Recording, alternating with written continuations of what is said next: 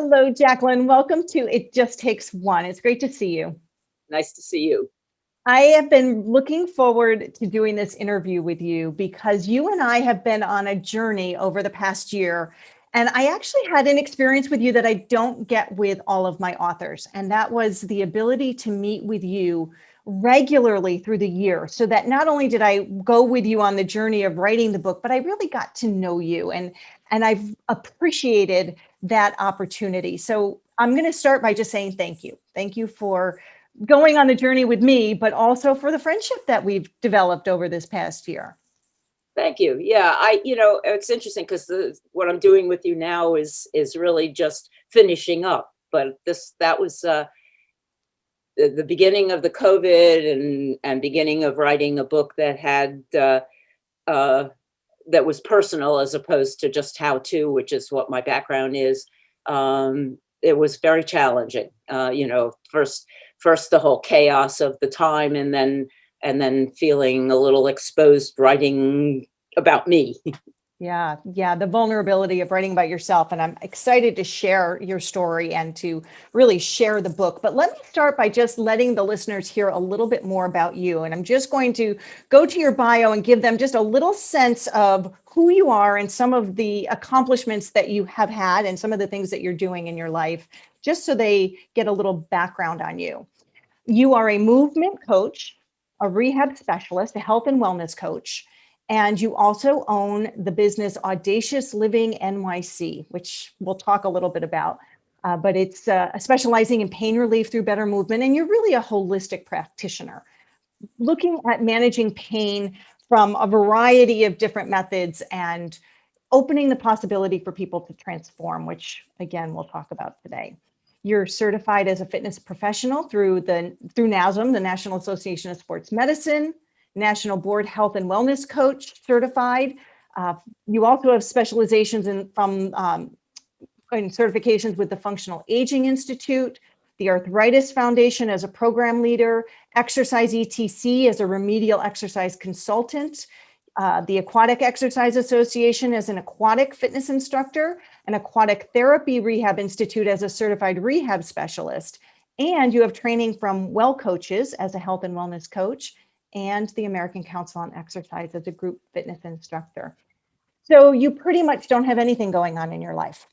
I'm your typical overeducated person, woman.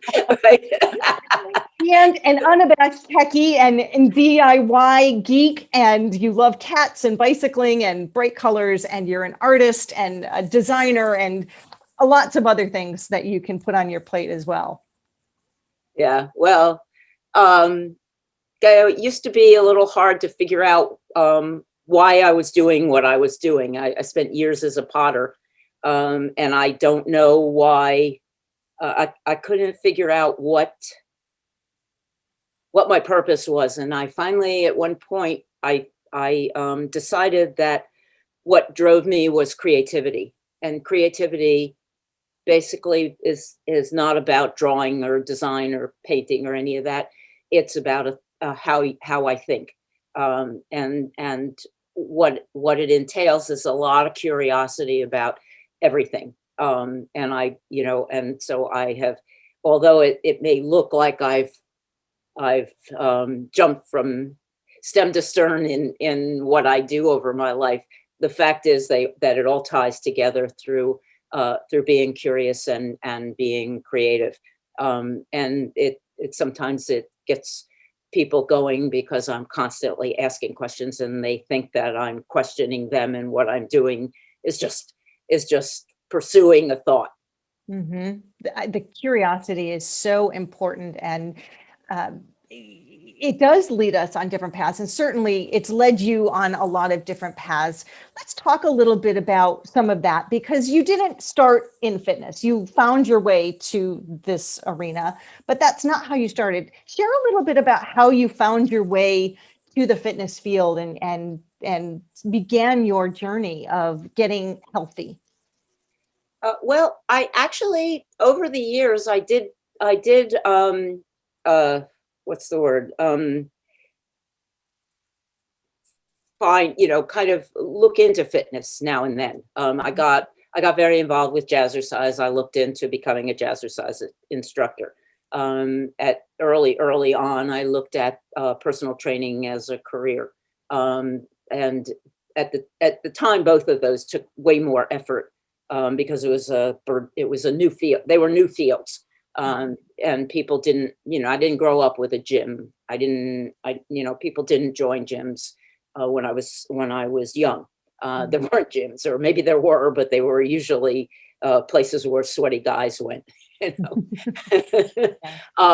Anyway, but so finally they did start coming up, and I would join, I would leave, I would join. I tried all different exercise programs. I've been always active. So always looking for something to do. I started riding a bike and leading bike trips right after college. I later on, I started running, and I was doing that a lot, and built up my time and my distance. And then I got involved with the jazzercise, and I really liked dance. And then back and forth, and trying to get fit in a gym. And I did what most people did. I joined for 3 months, and, and then I left, and then I joined another gym for 3 months, and I left. And then at one point, but I was a designer. I was an artist. I was a jeweler. And I spent about 30 years in the industrial design field, and doing graphic design and product design. And then I got to the point where I felt like I really didn't want to design yet another product, that we have enough chairs and lamps and day runners. And so I went to the international gift show one year, and I walked out and I go, I can't do this anymore. And so I stopped doing that. And then my mom got older, and she kind of succumbed to not taking care of herself. She had been important to me just in being fit, mostly because that's how she lived. She never was overweight, and she always had very good posture, and she kind of taught me to stand up straight. And I always think about this. One of the things she said, and I can't remember when or why or anything, but she says, you stand as if you're hanging from a hanger. And it was, I don't know why, but that made a big impact on me, because it wasn't somebody saying, put your shoulders back, or tuck your tummy or anything. Just that is so visual to me. Stand as if you're hanging on a hanger just was so, it was so meaningful. And that's how I really had lived most of my life, feeling like I had good posture, which later on, which, as you know, we'll talk about, was not necessarily so true. But so I got to be, so I went through a whole process with my mom, and she died she was 93. And she experienced dementia. She stopped. What she did was she stopped reading. She stopped watching TV. She stopped talking on the phone. She stopped eating eventually. And she wasn't able then to talk on the phone, or to eat, or to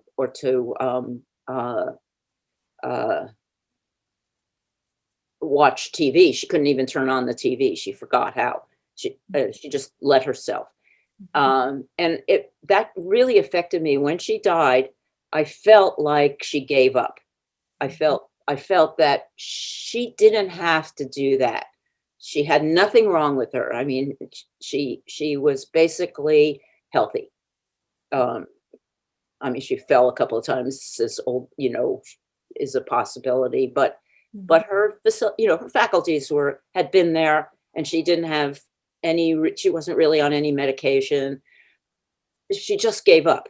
And I felt like I didn't want to do that. I had to, I don't know how that happened, but I thought a lot of it was in her control and she didn't take control. So I decided I really had to take control. So at that point, I was unemployed.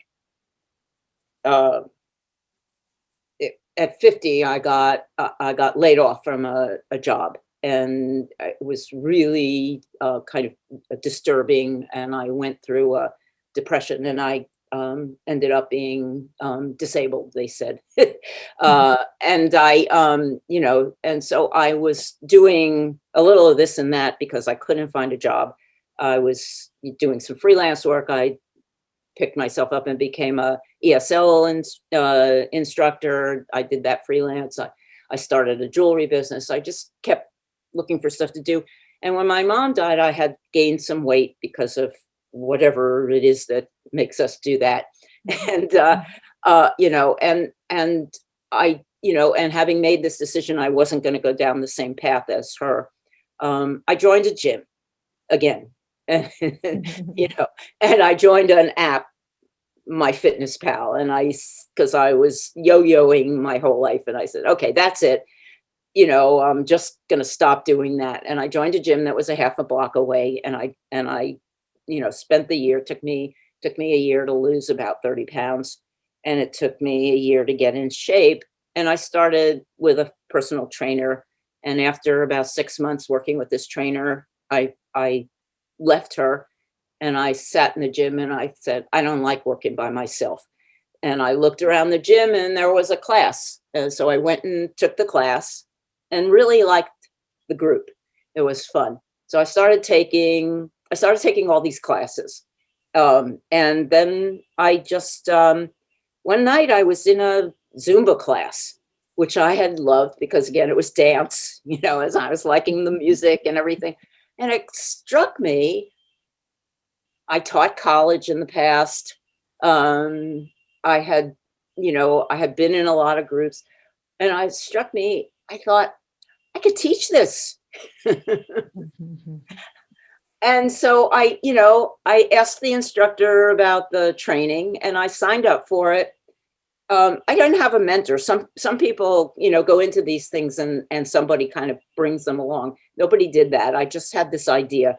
So I took the training, and then I thought, I was reading the and they suggested getting certified. This was a license. They suggested getting certified with the group. So I did that. And in the manual, it said something about the burgeoning over 50 crowd, baby boomers and that kind of thing. That's me. I said, oh, I could be somebody that works with people like me.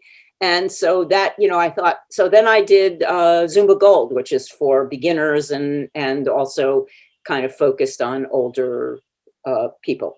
And then I signed up for Aqua Zumba. And I did the Aqua Zumba training, and I was mesmerized by water. And I loved it. I couldn't believe how much of a fish I was. So I started to focus on that, and I not only got certified with the group, but I got certified in aquatics, and and then I met in a Zumba class, I met a personal trainer, and she talked about how interesting that was. So I got certified as a personal trainer, and and I wasn't quite sure where I was going with all of this, but I started to work with a couple of friends, and then I had a couple of interviews at companies, and I'm not a good employee, so I decided to go continue what I had done most of my life, which is to work for myself. And so I was working, started working with people in their homes. I did start teaching aquatics, and I really liked it. I had one class for 2 years teaching Aqua Zumba that was just so much fun. I walked in the first class, they said, turn the music up. You're in the right place. I said, I'm in the right place, and so, that was great. And then,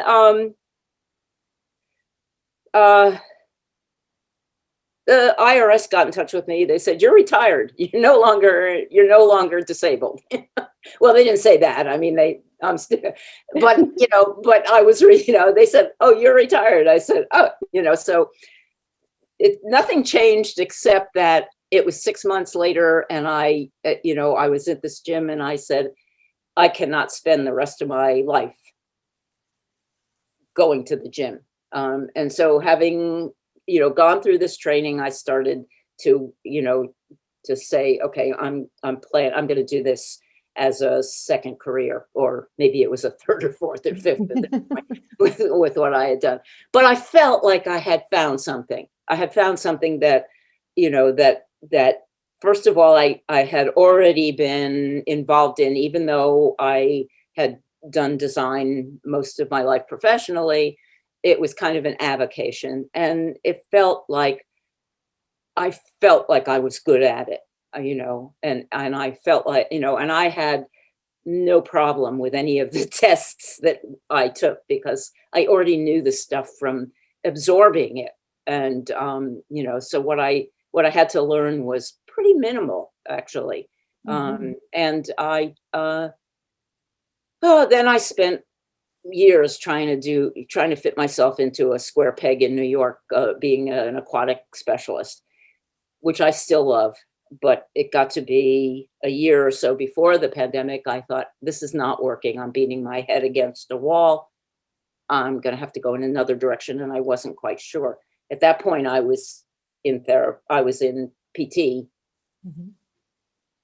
which led to this book. And because of a lot of different stuff, and my physical therapist was saying, why don't you write about your story of what you've been doing here for the last 3 years? So that's perfect segue, actually. And I want to peel that apart a little bit more. Yeah. A couple things that I have learned about you in the year, and that you just brought up in that description of some of the threads of your life, are some really important messages that I think you share in your book, and that I think really exemplify the life that you live. And one of those is never give up. Never give up. 2, it's never too late. You can keep going. You can try new things. You can do things you didn't think you could do at any age. And 3, you mentioned earlier, stay curious.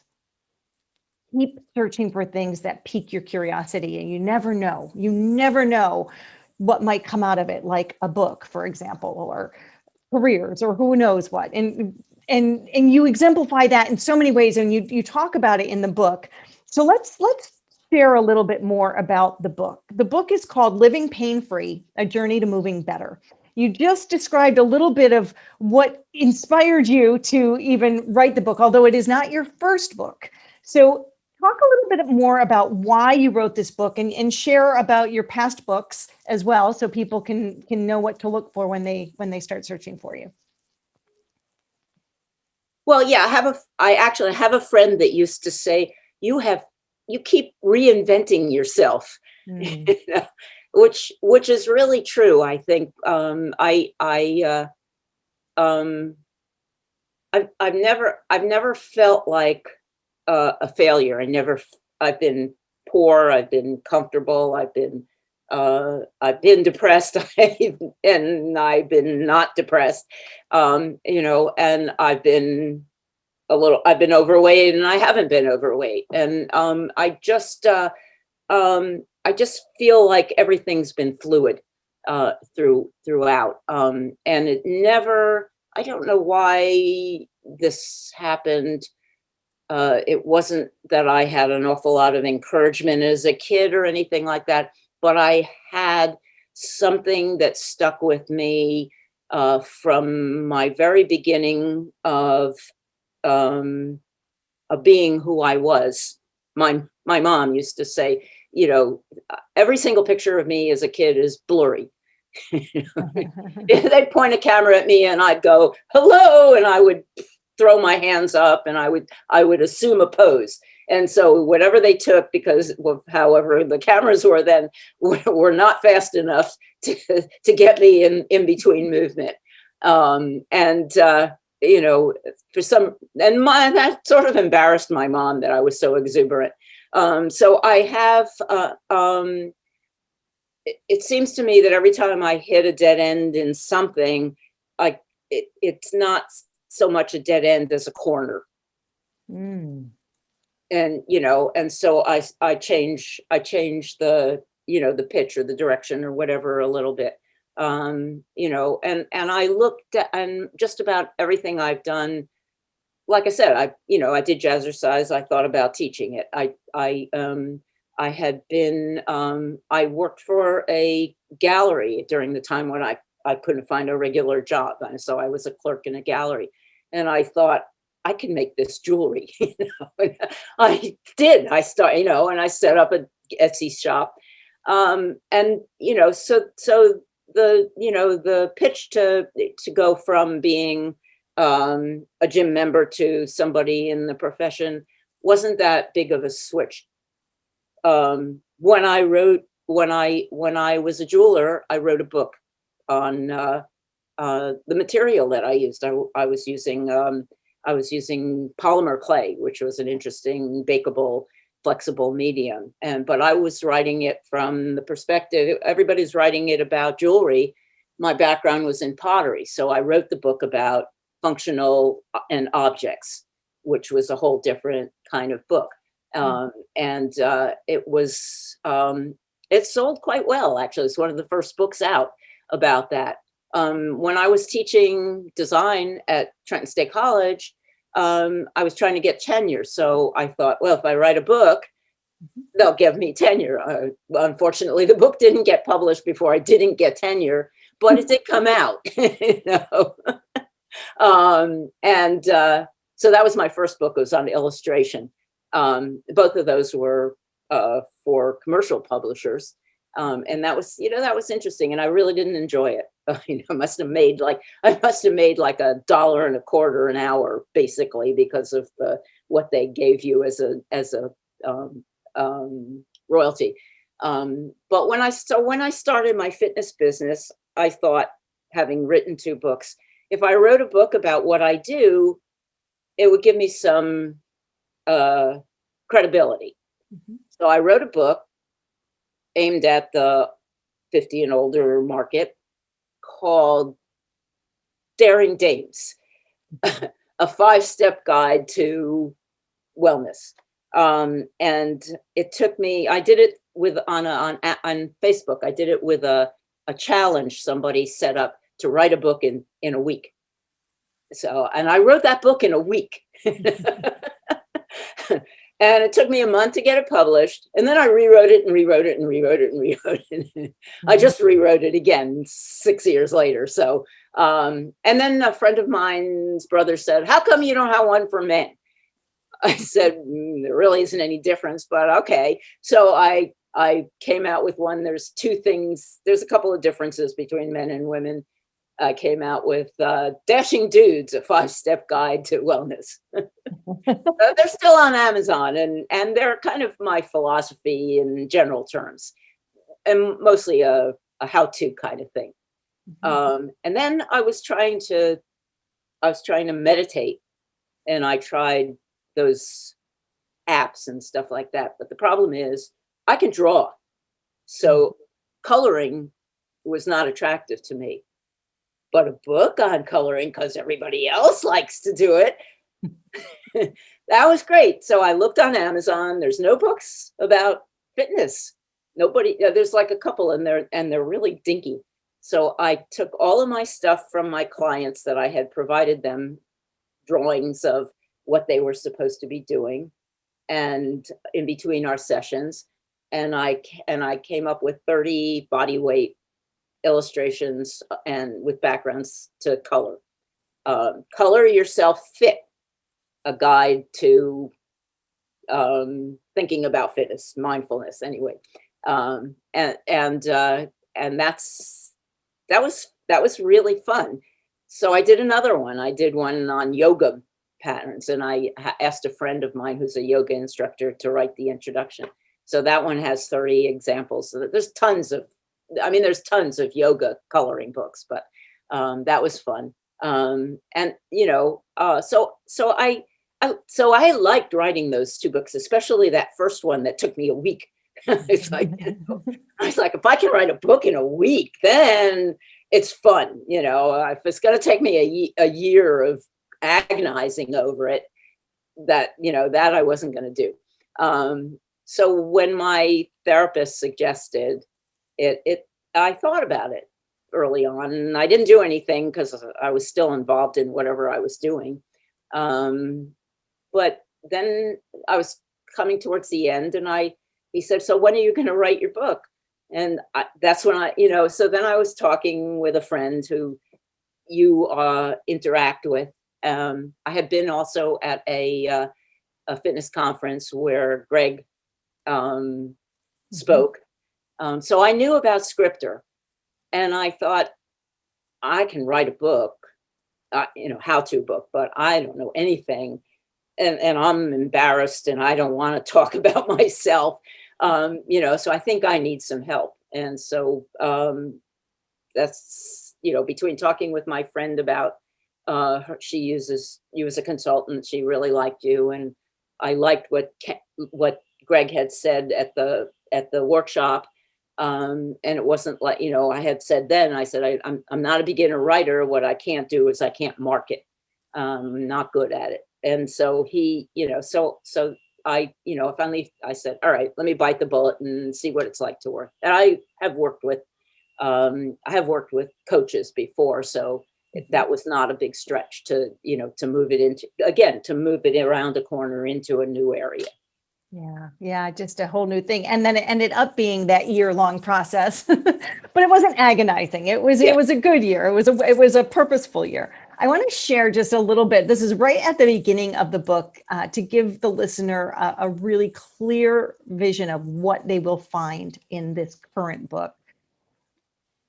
And it says, "Living pain-free, a journey to moving better, is my story. Living pain-free is my journey. By sharing my story of determination, I want to stir you to imagine what is possible. Most of us experience pain at some time.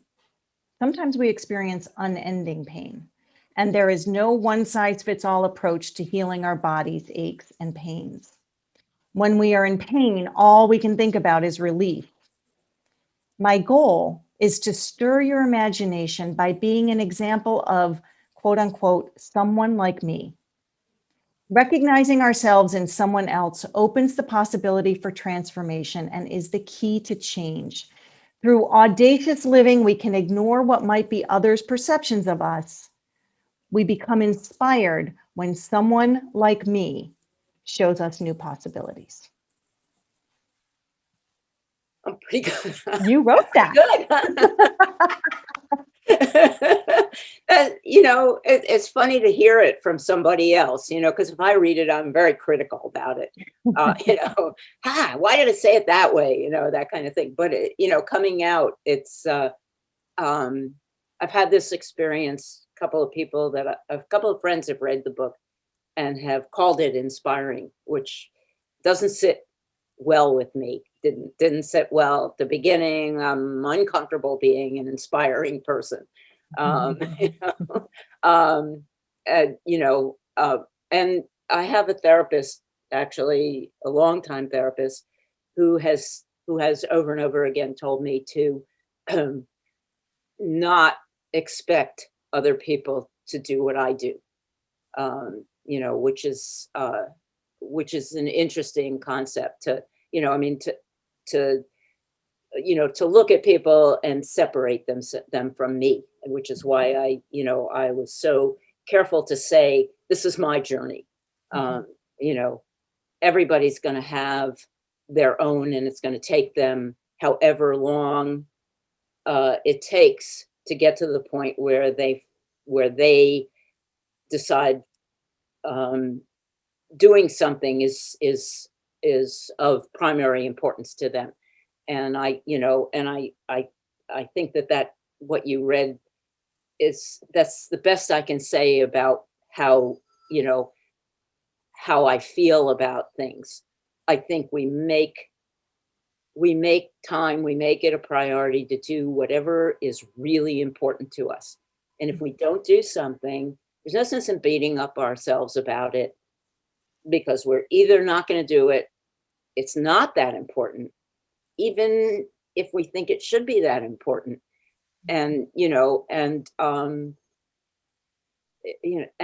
that's, that's kind of the bottom line. You do whatever you think will be the thing that you should do.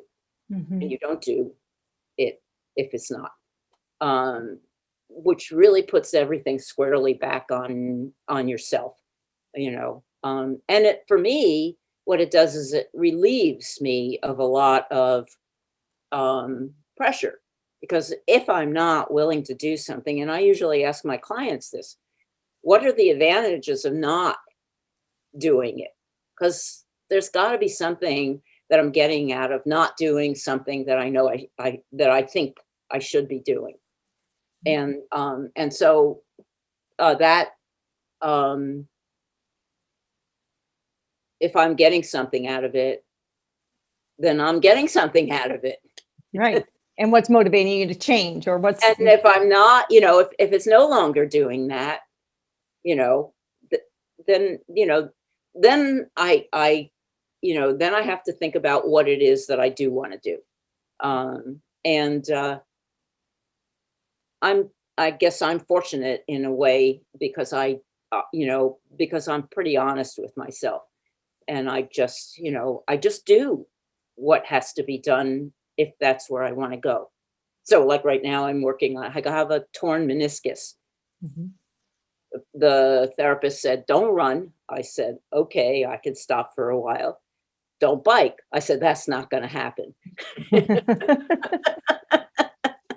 you know so whatever I do, I know that if that's going to impact the my knee, then I'm going to have to come to terms with how that's going to how I'm going to be able to do what I'm doing, and that's what I'm doing. I've found, fortunately, that the exercises have been able to you know uh, to get me back into being able to ride. I'm not running yet. The therapist has now said I could do some plyometrics Mm. with hard ground underneath me, so that I'm not flexing my knee wrong. Mhm. So so we all, so I have things that I'm not going to do. Mhm. I'm not going to do. I'm not going to stop riding. You know, Running is less important to me. Yeah, I could take a break. Mhm. Mhm. It's so important, and a lot of what you talk about in the book really goes to that mindset, that idea that if there is a bigger goal out there that you're reaching for, there are things you can do, follow the direction, so to speak, to get you to it. And you do that, and you've done that. But I'm thinking a lot of listeners that are out there need to hear a little more of this. So I want to go a little further into it. I'm going to guess there's listeners out there that are in pain right now. Maybe they've got low back pain. Maybe they've got knee pain. Maybe they have a shoulder issue, a neck issue, something going on. And because they don't have the mindset of maybe there's a bigger goal, in something that's a bigger priority that's worth reaching for, maybe they feel like there's nothing they can do for that pain. And so they just accept it and they just let it be. Share a little bit about your philosophy on that, and maybe even some examples of what you've done in the opposite direction of that has allowed you to, be standing here today saying, I'm still biking and I'll be running again at some point. Yeah, so people have a tendency, I have found through listening to them, to say, I've had a shoulder issue for ages. I can't do this. Um, my back hurts, you know, and it's hurt forever, and I've tried something, or some people will say, no, I tried PT and it doesn't work, which is a big thing for me, because I believe in PT. Mm-hmm. Um, and I believe in PT because I do the work. That's really what happens. Um, so I think that what's the bigger goal? I got to this point because I had a pinched nerve. I had a pinched nerve from, I didn't know I had a pinched nerve. I was doing, I was doing stuff, but suddenly I couldn't do stuff. I couldn't reach behind my back. I couldn't reach up to, to the kitchen cabinet. I couldn't, when I took a shower, I couldn't wash my back anymore. And then I started having problems gripping on my bike, handlebars, and then I would have trouble getting out of bed. And I would have trouble turning my head. I couldn't turn my head, everything. And I didn't know what was going on. Finally, I did a little research because I'm a curious person, and I found out I had a pinched nerve, But at that point, I was registered for a bike trip to ride across Iowa, and I had paid like $500. I think I was spending like $3,000 on this trip. And I had already spent probably 2,000 of it. And I just wasn't willing not to go. So I went, and I had a great time, but I was in pain the whole time. I managed to get through 40, 60 miles a day. And at night I found a massage therapist in our campsite. And I had her work on me, and she located exactly where the pain was. And that gave me a little bit of sleep for the night. So I knew, so by that time I kind of knew what it was. I didn't know how bad it was, but I knew what I had. And when I went home after this fantastically excruciating trip, I called my doctor, and I went in. I talked to her. She agreed that it probably was a pinched nerve. She sent me to this doctor who's a physiatrist, who's a doctor that, because I'm not a big medical person, is a doctor that deals with people that have physical issues, and they work with the whole person, and they work towards getting you back to being able to be functional again, and they do it from a movement perspective and a holistic perspective. And she said, "Yeah, you have a pinched nerve." Anyway, so she said, let's, she suggested PT, and she said that if you don't know somebody, we have two physical therapists in the office that you can work with. And so I chose the one that had an opening, who turned out to be the best thing since sliced bread. Mm. For the first time, I was working with a PT who worked specifically with you. Most clinics, they put you into a clinic, into a big studio, start you off with some exercises, and then they're working with 3 or 4 people at a time. And they, so you're doing your exercises, they come and check on you, you're doing okay, which is okay for most things, but I was really in bad shape. And he met with me, did his assessment, and he said, "That's the last straw. Your body is telling you, don't." It's just saying, stop. It's the last thing that it's going to do to tell you not to do what you've been doing. So whatever I had been doing, as active as I was, as much as I thought I was doing things correctly, over the years, any injuries I'd had all kind of ganged up on me to finally get me to a point where I was just not going to keep going that way. I couldn't reach behind my back. I couldn't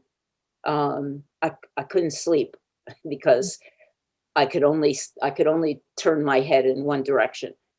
There was nothing I could do. My shoulder was killing me. My hand was numb. All the way down my arm was tingling. And so that started me on this whole journey of, of doing stuff. But I didn't get there until I was ready to get there. And I added some damage to myself before I got there, because I wasn't ready. I wasn't ready to do what I wasn't paying attention to, that I knew I had to do, that I just didn't want to look at until I got to that point. And that's where it started.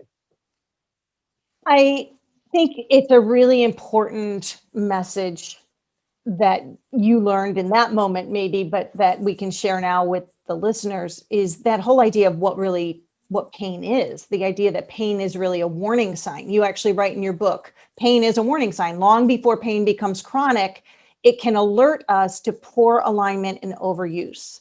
We pay attention to other warning signs in our life. We're alert to computer viruses and the car's check oil light.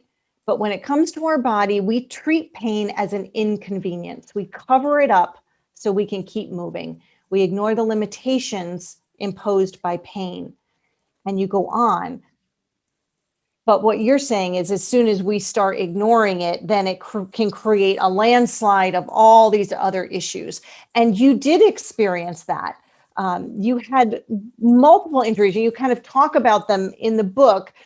Share a little bit about some of your journey through the pain of your life. Yeah, well, it's, I mean, we're all human.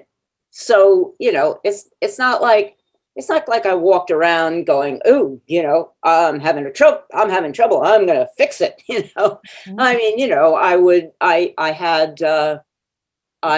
went ice skating. I broke I used, I rented skates. The skates were dull. And I'm not a great skater, So, first thing that happened is I lost my balance. I went down, on my face and luckily stopped myself, but I broke my collarbone. So, I had some sort of surgery to fix that. And I had some PT. I was walking home from an errand one day, and who looks at the ground, right? I was looking wherever I was going, and I tripped over a piece of cement that was raised in front of this building.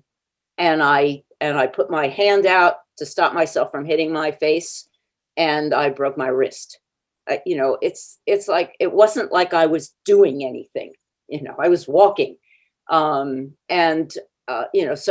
yeah, some of my things that have happened to me have been because I was doing something maybe a little foolish, or something that was maybe a little dangerous, and I wasn't paying quite as much attention. But then, all I was doing was walking down the street. It wasn't like anything else was going on, and it wasn't my fault that the pavement was incorrect. And then I've had situations where there have been problems with the diagnosis. I had a bike accident where I had a broken bone in my groin that the X-ray didn't show, and the doctor didn't look any farther because it was a little obscured. He just noted that the X-ray was obscured. So I had that pain for a longer time than I should have, and it ended up healing by itself. So, some things we do because they're intentional, and they go wrong. Some things happen because we don't know what to do next. And some things don't heal right. And so we continue to be in pain, even though we don't know what it is. So like even this meniscus, which is like current. I was running all winter. I was fine. I run on a trail. And then it snowed. So I couldn't run on the trail because there was 6 inches of snow on it. So I ran in the road. But unfortunately, I run in shoes that shouldn't be run on the road. I run in barefoot shoes, and I run on the trail because I run in barefoot shoes. So after 2 days, my knee was bothering me. And I'm like, that's not good. I guess what I need is new shoes. So I got a pair of zero drop shoes that were for road running. And I went and I ran and I was better. But it's really hard running on a road. It's a lot of impact that I wasn't used to. And then I suddenly realized I'm walking around and I'm in pain all the time in my knee. And okay, it's only for running. Then it started bothering me when I was biking too. So at that point I said, oh, okay, something's going on. I'm going to call my doctor. And I went in and she poked around and said, I think it's probably the meniscus got torn. So that's because I changed what I was doing. And at least I only did this for a month. I didn't do this, because in the back of my mind, I'm thinking, you shouldn't be running because you're in pain, but, and even if you're in pain, and I think I say this in the book, even if you don't have pain after a while, if you have pain to begin with, you're in pain, and the pain is not being changed or gone or dissipated just because all your fluids start flowing. It's still there. You're still having problems. And so I was, I no longer am willing to wait 2, 3, 8, 10 years. I was able to get back into, some sort of treatment plan to take care of it. And, and the prognosis is good. And I'm back to, I already can see that I'm better. I'm more aligned and I'm doing what I'm supposed to do. So now I'm doing stretching and exercises specifically and foam rolling twice a day, something I wasn't doing before and should have been doing more of. So the message being that injury is inevitable. Yeah. I think you wrote in the book, we might step barefoot on a Lego and suddenly, there may be cement that's up and we don't see it, right? Right. Or your cat. Yeah. I get out of bed at night. Before I do anything, when I get out of bed at night to go to the bathroom, I stop to see if there's a moving dark spot on the floor. Because I also excuse myself from my pillow now and then. But usually it's my cat who has decided he's going to accompany me to the bathroom, and I haven't turned on the light. So I have to be very careful because I can kill myself on that cat. Mm-hmm. That's exactly right. I'm sure people are nodding their heads. They're like, I have to too. So injury is inevitable. So the message is not don't get injured. The message is not live in your little bubble and don't get out there and get moving. The message is if you feel pain, it's a warning sign. It's your body speaking to you saying something is not properly aligned or working correctly, and go get it. Take care of it sooner rather than later. Yeah. People talk about injury prevention all the time. You can't possibly prevent injury. I think like 60 or more % of injuries happen in the home. So you don't even have to go outside. And I've talked to any number of people. A couple of weeks ago, this woman had a cast on. I said, what were you doing? Skiing? She said, no, I fell down the stairs in my apartment. So, it's you're going to get injured. And actually, if you sit on the couch for the rest of your life, you're already injuring yourself because all of your muscles are atrophying and they don't,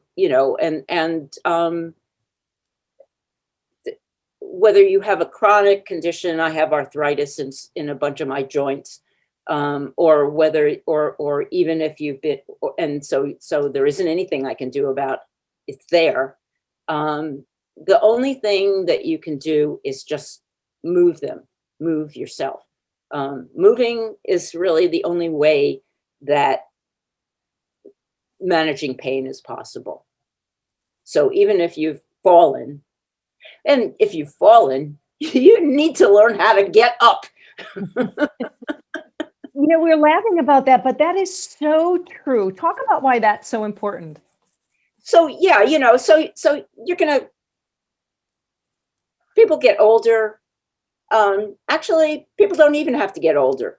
If you're not in shape and you can't get up from a seated position, one of the first tests I had to work with a 25-year-old trainer and do what I do. And what I do a lot of is getting out of a chair, balance. So getting out of a chair is like a squat. And she could not get out of the chair without holding on and pushing herself up. If you can't, no matter what shape, what good shape you're in, if you can't get up off the floor without scrambling around to find something to hold on to, you're not in great shape. You're not in great shape. So if you want to find your cat's toys, I mean, people say, if you want to play with your grandkids, I don't have grandkids, but I have a cat. And let me tell you, his toys are all over the place. So I'm down on the floor on my knees and wandering around trying to get stuff. So if you want to play with your kids' kids, or you want to play with your cat or your dog or whatever, you're going to have to go up and down. Or even if you drop something on the floor because, it fell off the table. So getting down and getting up is really important. One of the best things I did was to attend a how to fall workshop with a cyclist that I know. We spent the afternoon falling in all different ways. And, the big thing about falling is fear. Mm-hmm. So even just without falling, getting up is a real necessary skill. Mm-hmm. Mm-hmm. Interesting. I'm trying to imagine. You kind of have to get over the hurdle in your head of like, all right, it's okay, I can fall because I'm prepared and I know what I have to do to catch myself. Yeah, that's interesting. Yeah, last summer I had an accident on my bike. I was going too fast and I hit a bad patch of road. As it turns out, I wasn't the only one that had that accident in that spot.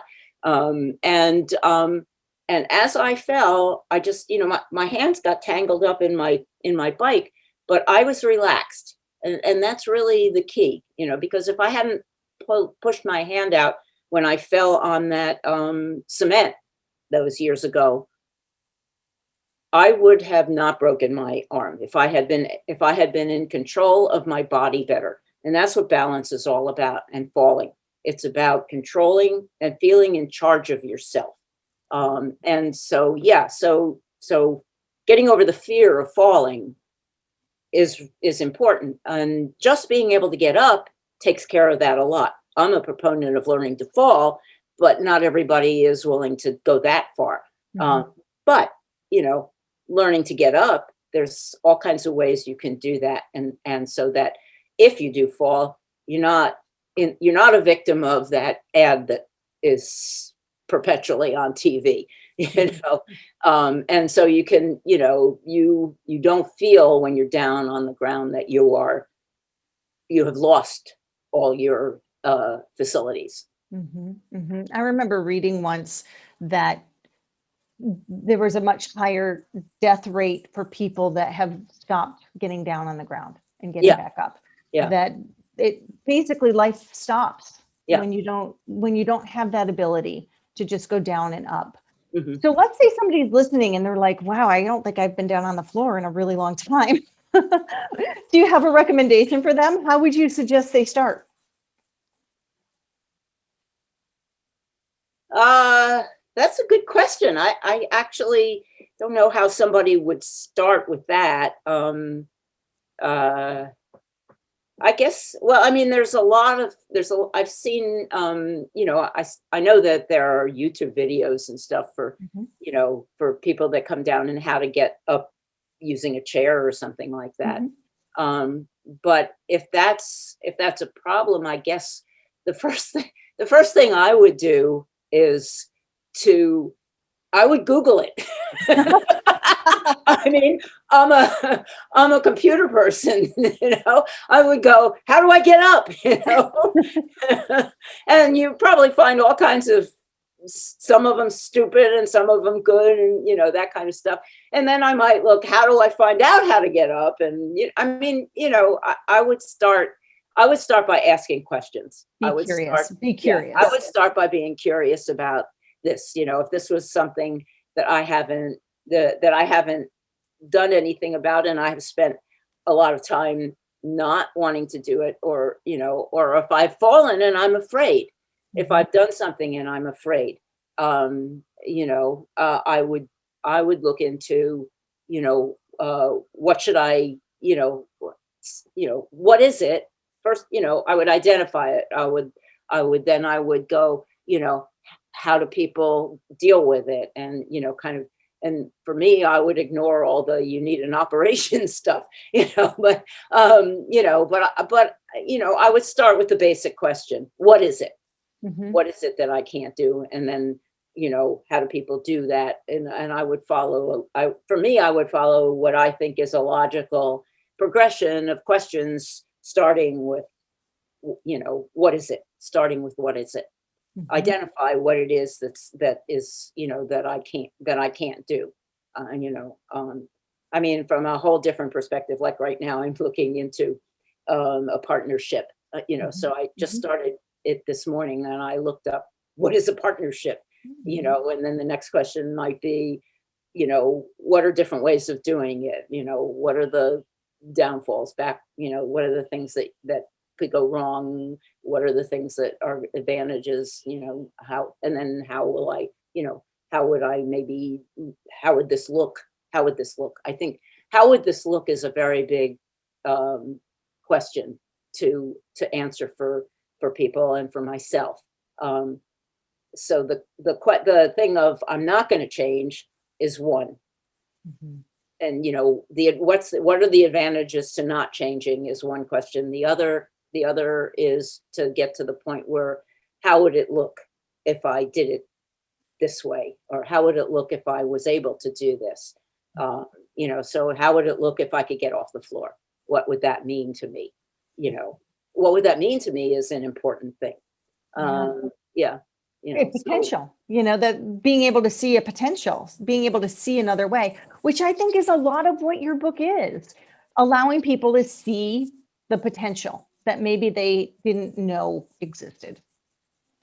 I also need to do a little bit of a plug for your next project, because as I was thinking about how to help people get down and up off the floor, my thought was, boy, if they are struggling to do that, your next book, the one after this, could be a really good tool for them. yeah. Want to share about that book? Right. Well, yeah, the pandemic happened and I couldn't go to the gym. And I regularly do a lot of workouts. And I didn't have an awful lot of equipment at home, but I have some because I work with people in their homes, so I bring stuff to them. And I work out periodically at home. And so and I test stuff out too, because gee, that's an interesting piece of equipment. I should get one of those. So, and also then I do some exercises from that started out from PT, for my shoulders and for arthritis in my legs. I've been doing them for years, about 20 minutes, real, basic stuff that I do before I get out of bed. And I've advanced them a little bit so that they were, so the shoulder ones were pretty basic. The leg ones I've been doing for years, and so I've increased the I used to do body weight, and then I added ankle weights, and now I was doing very heavy duty ankle weight stuff. And so I thought,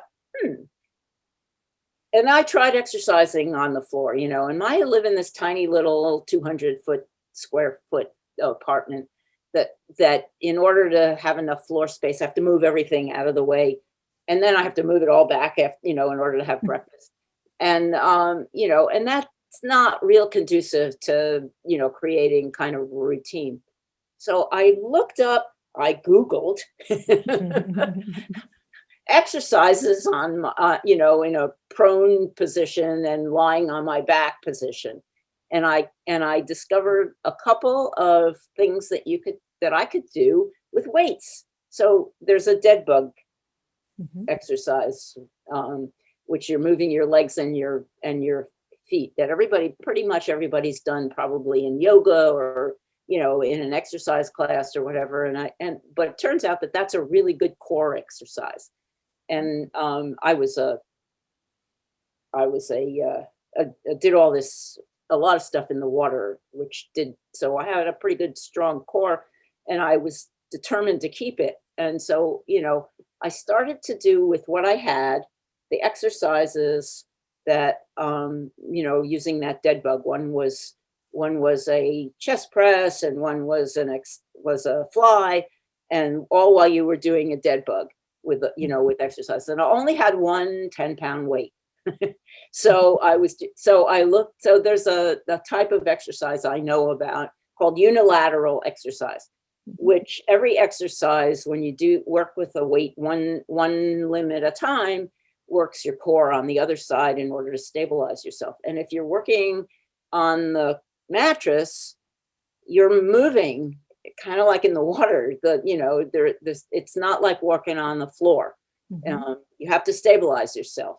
So I started to be really interested in what was possible with with that.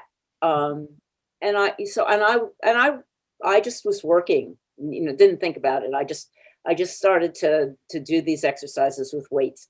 And then I had some bands, because I did my shoulder ones used bands. So I looked, and I took those weight exercises, dead bug, and I made them into band exercises, dead bug. And so, because it was boring after a while, so I was looking for different stuff. And then, because and then I got stronger, and it took me like months to get a heavier weight. And so I did that. But then one day I did a bike ride, and I went for a bike ride, and I went over this bridge that I had to carry my bike up and down a couple of stairs. And I've been doing these exercises, and I had been biking, but I haven't been carrying my bike, which is not a real heavy bike, but it's 20 pounds or so. I lifted the bike over my shoulder, which is what you do, which used to be a real chore, and it wasn't a chore.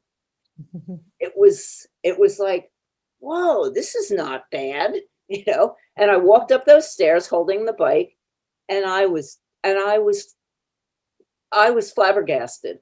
I mean, I had done enough exercise doing these exercises on my back or on my stomach or on my side or whatever it was, to improve past what I thought was pretty good fitness from the 3 days that I did at the gym.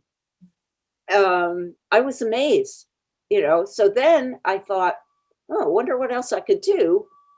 And I started looking on Amazon for books about exercising in bed. I don't know if there was anything. What's the exercising in bed? I found two. You could do yoga, and there was somebody who wrote a book called Exercising in Bed. Both of them I hated, I the yoga one was dinky, and the exercise in bed was all body weight stuff and written by people that really didn't know anything. It was very mild and kind of stuff, not anything near what I did. So I thought I should write a book. There seems to be a theme here. I should write a book about this, right? Well, what I actually did was I started to video myself doing these exercises. And then on Facebook, there was a woman that wrote a book, about an ebook, where she made little short videos of all the exercises she did. They weren't in bed. They had nothing to do with what I was doing, but she did a little ebook. And then she posted all her videos, real short, quick videos of the exercise, 6-10 seconds, that if you were reading the book, you could then go to YouTube and see the exercise in action. And I emailed her, and she told me a little bit of what she did. And I was like, I could never find her stuff again. I don't know her name. I don't know where she is, but it was enough, to get me started. So I started videoing myself. and I have a GoPro, so I have a video camera that I can position so that it's pointed down at me on the bed. So I started videoing myself doing all these exercises, and that's when I really started thinking I could really write this book. And I just, I started to write little, I started a list of chapters. I went back to the first book that I wrote for that Facebook challenge. And I did what I did for that, because it was like, how fast can I do this? Unfortunately, it wasn't that fast, because it took me a long time to get my act together with it. But I had all these exercises, and then I was thinking, I better write this book about bands, because weights are very expensive. They take up a lot of room. And I think that people will be more interested in working with bands, because you can put it away. I mean, I work in people's homes. They don't have a lot of space. I work in people's homes in a city in New York that, nobody has like huge apartments where they can stick fitness equipment or gyms. So, so they don't want to live in a gym, and I don't want people to live in a gym, but bands are easy to get. They're not that expensive. They're that you can get different resistance levels, so you can work as hard as you want, and they're all and you can do the unilateral kind of movements that I like to do with them, and you can ramp it up or ramp it down. Doesn't matter what you can do. And as a matter of fact, there were some things you can do with bands you can't do with weights. And so so I focused on that. And then I got this whole book together. I'm thinking, exercise in bed, that's really boring sounding, So I cast around. I Googled mattress. I Googled bed. I Googled all kinds of different ways that you can think about morning, whatever, lying down. And I came across the play Upon a Mattress about the Princess and the Pea. And it just resonated. It struck me, all these mattresses in the imagery showing up, and the great graphics that they all had, and plus the thing about exercising in bed is, like, for me, I don't have any trouble getting off the floor, but for anybody that does, you're in bed, you have to get out. So it gave you access to floor exercises that you might not be doing. And I put a couple of my videos on the Weight Watcher app, just to see what people would say, because they're 8 seconds. So it wasn't, the Weight Watcher app is not that great, but they 8 seconds was not a reach for them. And I got all kinds of comments. Oh, this is great. I can't get off the floor, but I can get out of bed, And, and then some people thought, oh, those are pretty easy. I said, well, not really. Depends on what you do with them. But I got a lot of good feedback. So it kind of made itself. And, and it gave me a structure. And then I thought, well, I had such a good experience working with you. I should, and plus I have access then to somebody that helps me with marketing. So I said, okay, how about this? And then I also have this other book, which will be next, with the weights, because I thought, well, I still have them and I have all these videos. So a second book will be using free weights, because maybe some people will want to do more than just bands, and there's interesting playback if you do both. Certainly has been for me. And so I have the book done. On to the next. Kelly. Once Upon a Mattress will be available this summer. Not too long. We're working on it right now. And it's, I love the concept. I love the simplicity of it. It goes to what we were just saying about, if you can't get down and up off the floor, there are still things you can do. It's never too late. There's always something, if you keep curious and keep diligent and find the priority that you're looking for. Just good messages for all of us. So look for that this summer if you're interested in finding out how to exercise on your mattress. We could go on and on and on. There's so much more to cover, Jacqueline, but I want to just wrap this up so that we can share a little bit more about how people can get in touch with you if they're interested. But before we do that, I want to share the end of your book, Living Pain Free, because I think this is probably just a really good culmination of some of the topics that we touched on today. You wrote, "The key to living pain free is in its simplicity. It's easy to think I'll never be able to do that.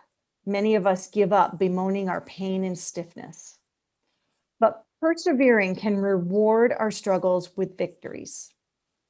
It's not where we start, it's where we finish. Eagles soar until the day they die. We can do the same." Well said. Yeah, it's true. It's true. It is true. It's absolutely true. Jacqueline, if people would like to find out more about you or would like to get in touch with you, what's the best way for them to do that? I have a website. My website is Audacious Living NYC.com or JacquelineGikow.com will point you right there if you can't remember the name. I did that because I had friends that were like, "What? How do you spell that?" Yeah.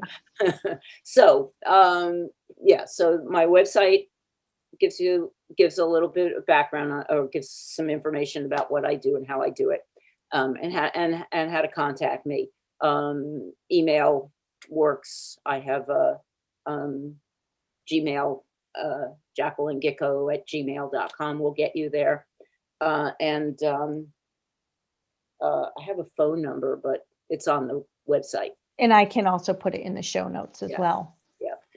And all of the books are available on Amazon. The new one coming out this summer and the one right after that as well will be there as well. And so if you're interested in purchasing any of Jacqueline's books, head to Amazon and go ahead and pick them up. Jacqueline, before we go, the one thing I like to ask all of our guests is about the title of the podcast. We call it "It Just Takes One," because I'm always fascinated by the concept of one, how simple one is, but how profound it can be. So I'll ask you, what does "it just takes one" mean to you? I think that it just takes one it's really about yourself. Um, it it it it takes me thinking I can. Is really it's really that's all it is. I think I can. That little engine that could. I think I can. I think I can. I think I can. I did. And basically, you know, I don't know how to make it any clearer without getting into a big discussion about it. But it's I guess the one thing I could say, I think I can opens it up from I always. Mm. I always have been stiff. I always am, this always hurts. I have always been overweight. I have always, instead of I have always is I think I can. Beautiful. Beautiful. It's been such a pleasure. And thank you for taking the time for us today. And listeners, you can check everything out in the show notes. And Jacqueline, I'll talk with you soon.